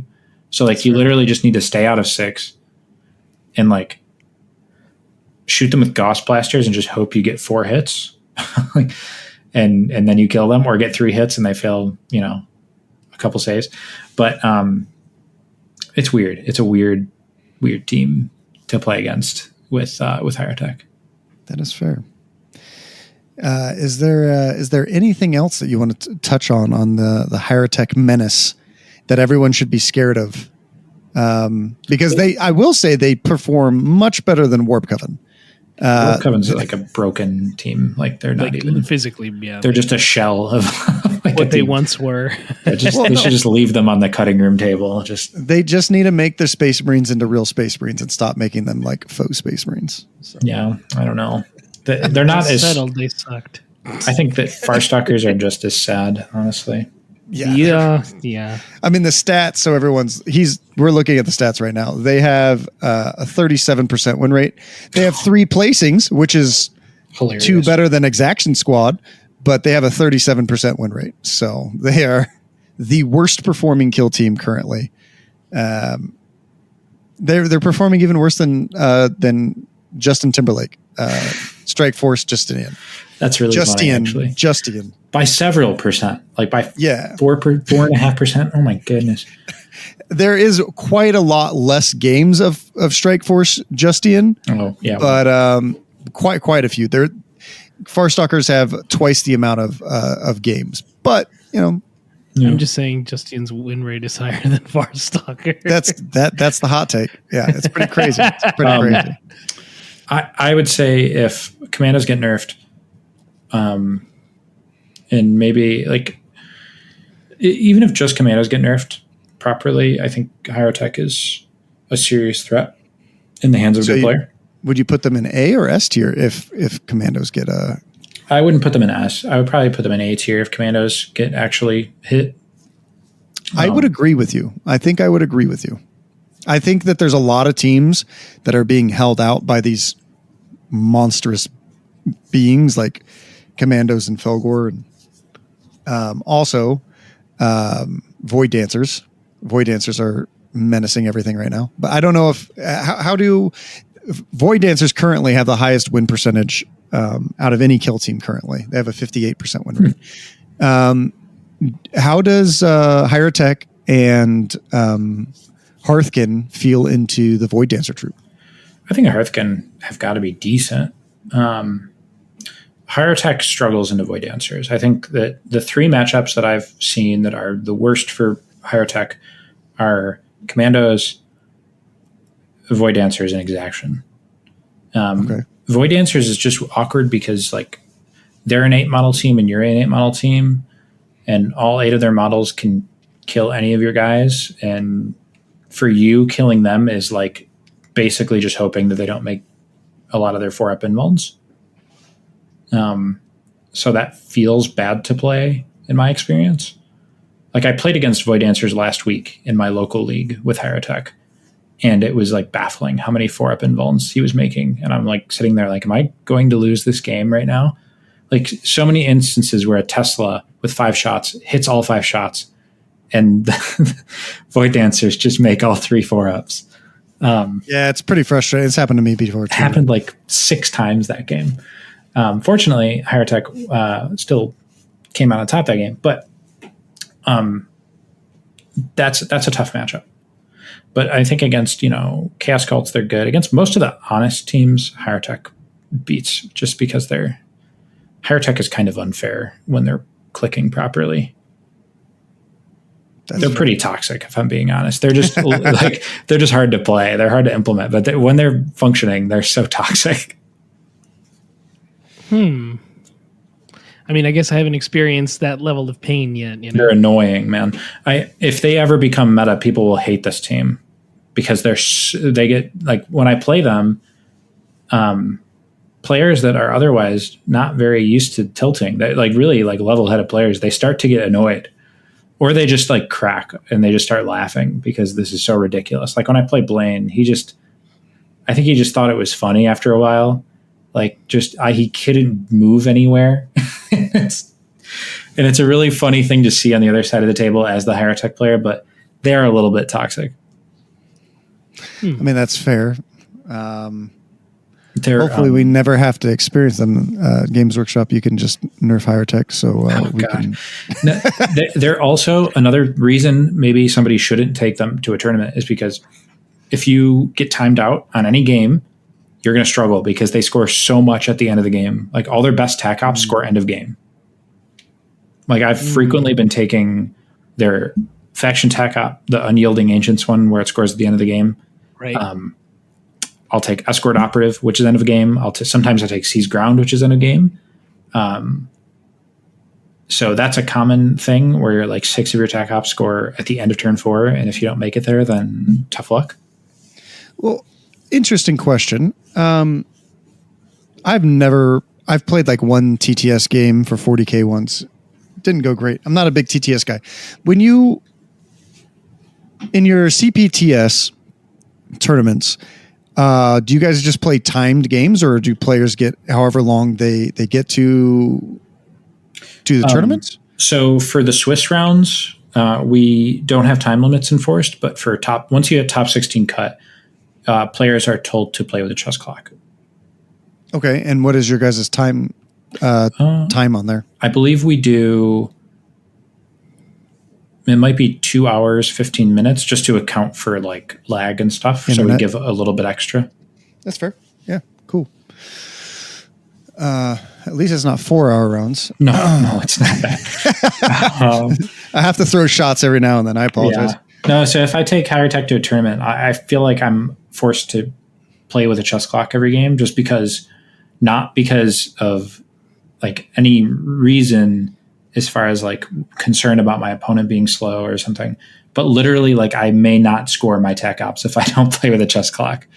So yeah, That's fair. I mean, I think that a lot of people at LVO saw that clocks aren't necessarily to be feared. Do they add a little bit of stress? Yes.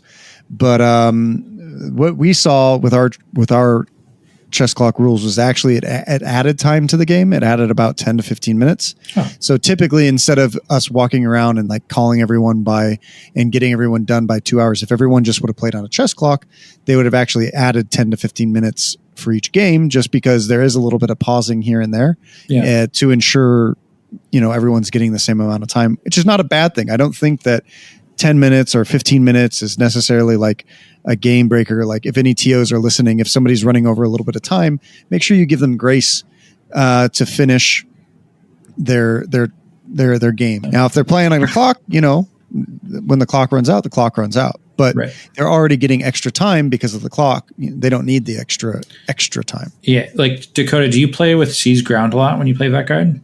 I yes, and I've been moving away from it. Yeah. Oh, I was just going to say, if you ever play with Seize Ground, like that's a situation. I think that's a reason to play the chess clock if you're taking Seize Ground. Absolutely. Well, one thing I do as a TO though is I know KTO had a different rules, and I thoroughly disagreed with one of their rulings, which I believe they changed in the end. But some TOs, including it was floated at KTO, was if you don't finish your game, you don't score end of game tac ops. And on round 3, you could only score half points for end of game tac ops. And I'm very against that. I think that when the end of the game happens, the end of the game happens. And if you're playing against a slow player, you need to clock them. Everyone knows who those slow players are. Don't be afraid to request a clock and play with a clock. Ultimately, if you don't play with a clock, you're just hurting yourself, especially against those players. And now, are you asking me if I not play with a chess clock, or am I worried about not scoring at the end of the game if I don't finish a game? Yeah, I guess because like you said, that will happen sometimes, and it's never in your control as the player. I'm with you as far as I think that shouldn't be a thing, but unfortunately it is sometimes. So do you know, how do they rule it at Games Workshop tournaments, or do they change it each time? No idea. The last Games Workshop tournament I went to had 4-hour rounds. So that's fair. Tell you. That's fair. I do believe that it's ruled that way at Games Workshop tournaments as well. And if it's not, then I will probably not be taking Vetguard. I will take a different team, because the problem is that teams with security, because I know that Games Workshop doesn't allow clocks. So I think it's important that security teams have to be cognizant of the time in a game, for sure. Yeah, it's a tough thing. And Hierotek loves security. So. Oh yeah? Yeah. What do you typically take? So I always take Unyielding Ancients. That faction tech up is just so good. If you just have the models alive, you'll get it. What is it? So if at the end of the game, 3 of your non-plasmacyte operatives are within 6 inches of the center of the board and or within 6 inches of your opponent's drop zone, you get a victory point. And if one of those 3 is an Apprentech or Cryptech, you score a second. So the first time I read it, I'm like, oh, well, that sounds like, that's 5 out of my 8 models. I need 3 of them alive. That might not happen. That sounds tough. But when you actually measure out how much of the board, that's a lot. That's like more than half the board. If you have those models alive at the end of the game, you are maxing that. So that's fair. It's so easy. So that one I get a lot. I pretty much auto take that. And if you don't have those models, that amount of models left at the end of the game, you're probably losing anyway. So right. I am moving away from Seize Ground a little bit because it's just really easy to deny. Yeah, that's the thing I've noticed. It's hard to get 2 points on it. Whenever I take it, I just sometimes it's like, oh, I won and I get it anyways, and then it's like the times that you really need it, you're just like, damn, I should have taken protect assets, or damn, I should have taken this. If I'm playing against a team with 12 or more bodies, I will take protect assets every time. Agreed. Escort operative is becoming an auto take for me because your operative can die and come back and still score it.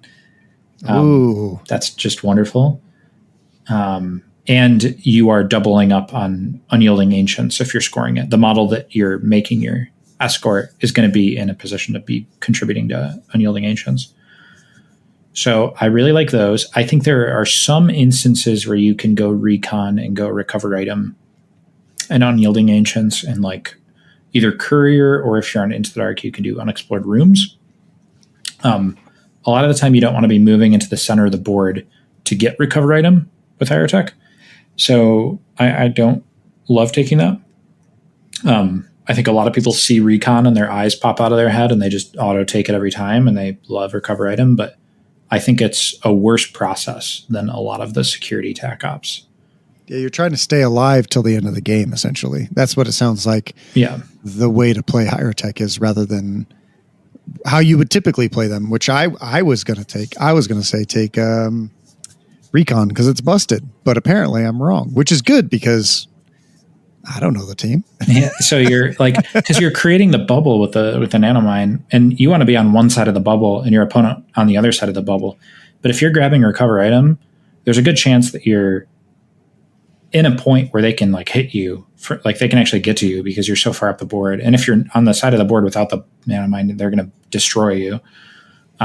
So I just advise not taking that unless there's like a really, really safe place to grab it.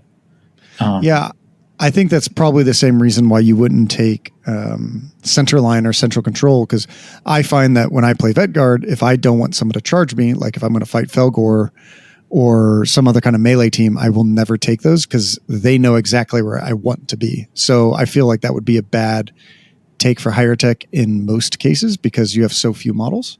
Anything with control, I tend to avoid because this team only has 17 APL on the board, I think. Oof. They have less than elites. Like, that's a crazy thing. They have less than like intercession. And this is after all their buffs. Yeah. So anything with control, I tend to avoid. And that's why Unyielding Ancients is nice, because you don't have to control anything. You just physically need the models to be standing there. Like, they just need bodies alive in those spots, and then you score. That's fair. I think that's a very viable strategy. So I think that's the other thing that people do wrong with Hierotek is they take recon every game. That, and I think a lot of players throw away their plasma sites. But if you stop doing those things and just nanomine with your Prentec and scare the hell out of your opponent with a deep strike that you're not going to do, and, you know, just play passive turn 1, explode turn 2, reanimate turn 3 or 4, and then just like score points, you're fine. All right. That's fair. Sense. Unless the models on the other side, like commandos, are just, there's too many and they're too hard to kill, because then you can't do anything. But yeah, what can I tell you? Well, outside of, we'll wrap this up with a little bit of a hobby section. Giacomo, is there anything that you're working on hobby-wise currently? Yeah, I've been finishing the Hearthkin Salvagers, the orange colors I've chosen for them. Okay. It's been a little bit fun. I have my Hand of the Archon box. I'm building a few of those models at a time. Felgar on the back burner, but I do have some Felgor just because I want a box of it. Fair. Build it. And that's about it for me. Outside of Hierotek, Shane, is there anything else that you're... That is the only thing I'm working on right now is Hierotek. I want to do like a Zarokon scheme with some brass and some like maybe some purple glow on the guns. I am really excited for those mandrakes to come in. I want to paint and build and paint those. Hell yeah. I played a lot of like last edition. I would run a lot of like mono Mandrake Drakari builds. Really? Oh, shit. You didn't just use them as action monkeys? Yeah, no, because everybody was like, like they liked their mix, but I would just run like almost exclusively Mandrakes. And it's funny that I can kind of do that. I can basically do that again. But now it's like meant to be that way. Amazing. Yeah, that's cool. I'm Yeah. excited to see these teams coming up. You know. Yeah, and I know when that box comes out, Ryan's really going to want to do the Night Lords. So I'm taking the Mandrakes. Nice. Yeah, I'm looking forward to that team. I can't wait to see what they do. They look like hopefully they're going to be a lot of fun. To me, it looks like there's just a bunch of warriors, and I'm okay with that. Sometimes I hope they're like very mobile. Like I hope they teleport and stuff. Like I would think that they would. But you last never know. they had a cool teleport where you dropped a bunch of guys in and they'd like bell blast you, and it was fun. Couldn't they also like deep strike? I think that was just a mechanic of the old edition. They could just deep strike into the back of the line. They had a special deep strike for the Mandrakes, but yeah. Well, Mandrakes are like dark Shadow. Eldar spirits or something like that, right? They're like shadow demons. They're just emo That's what it boys. was. So I mean that's not like uncommon. I wouldn't be surprised if they had an ability where they can like as a strategic ploy they teleport forward as if they had fly and can phase through things. That'd be cool. Yeah, that would be cool. They'll definitely have some kind of. They'll probably be melee, and they'll probably have some warp fire throwing ability, conceal, like what they did in the last edition. So I'm really looking forward to them, and I'm really looking forward to seeing what the Space Marine on the staff does. You know, he's going to be cool. Honestly, like we haven't seen the rules yet, but cool box, right? Like I feel like every box that comes out has at least one team that I do not care at all about. This box looks awesome on both ends. Yeah, they knocked this box out of the park. I'm not gonna lie. Yeah, one of the more hype boxes next to my Eldar. I love my Eldar. But yeah, looking forward to the next teams, and hopefully we all see their rules sooner than later. But until next time, everyone. Oh wait! Before we close out, until next time, we should give out our shout outs. Yes, we should. Yeah. Shane, you want to go first? Go subscribe to Command Point. If you're not already, it's a good time. It's a fun time. Follow us on Discord and join the massively growing community all of a sudden. Jarringly growing, just play Kill Team and follow squad games and all the good stuff that you're supposed to do. Yeah, cool beans. G. You can find me on Instagram at wargaming_studios. That's where I'm painting the Hearthkin. That's where I'll be posting other things since they're done. I want to shout out the patrons. They help us out in a more personal way. We really appreciate it. And if you want to join, you totally can. There's links in the description. And of course, we offer exclusive things for our patrons, such as the Squad Games Redacted podcast. That usually comes out 2 times a month. And of course, you can always join the Discord to join the conversation. Links are also in the description. And don't forget to give us a rating. Rate us on Apple Podcasts, rate us on Spotify, hell, rate us on Reddit. You can't really do that, but if you could, you could, but you can't. So yeah. How about you, Dakotah? I mean, they could go on there and be like, "Oh, Squad Games podcast sucks."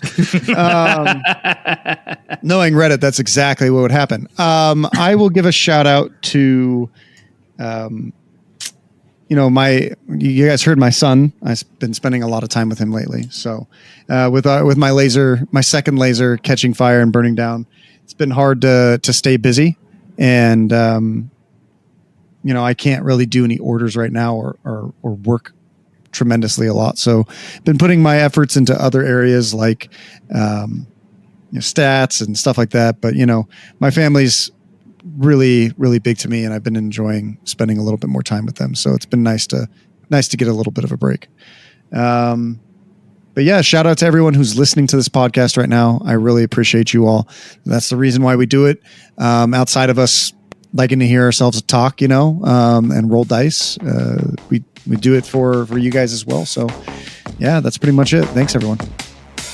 See ya. Adios. Peace.